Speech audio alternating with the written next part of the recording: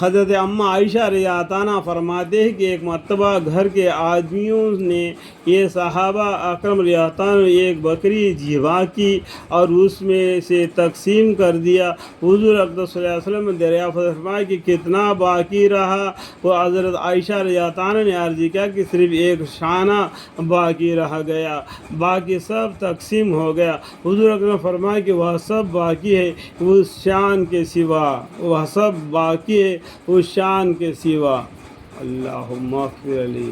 مقصد یہ ہے کہ جو اللہ کے لیے خرچہ کر دیا گیا وہ تو حقیقت میں باقی ہے، اس کے دائم ثواب باقی ہے، اور جو رہ گیا وہ فانی ہے، یعنی جو خیرات کیا اس کا تو ثواب مل گیا، آگے ذخیرہ کے لیے بھیج دیا۔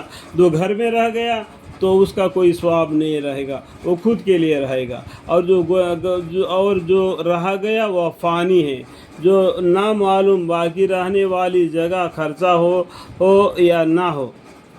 سمجھ میں آ گیا اس بات کو؟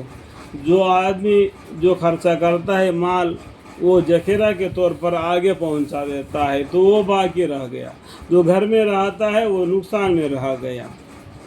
تو کیا آدمی کا جو کمائی ہے نا وہ کھا پی کر خرچہ کرتا ہے اور استعمال میں کرتا ہے، وہ نفع میں رہتا ہے، فائدے میں رہتا ہے، وہ اپنے لیے خرچہ کر لیا۔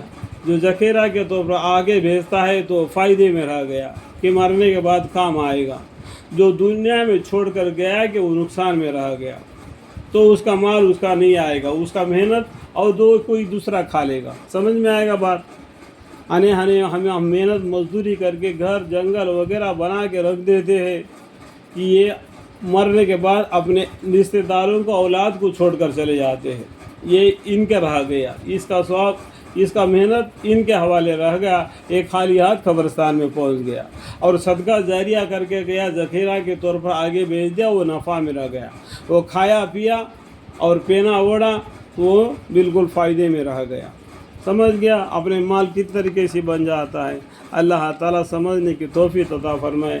اس میں بھی باریک سے مسئلے ہیں، جو کوئی اتنے لمبے چوڑے حدیثیں ہیں، اتنے لمبے چوڑے حدیثیں ہیں، یہ سمجھنے کے لیے ہم تھوڑے سے اشارے سے ہم کرتے تھے۔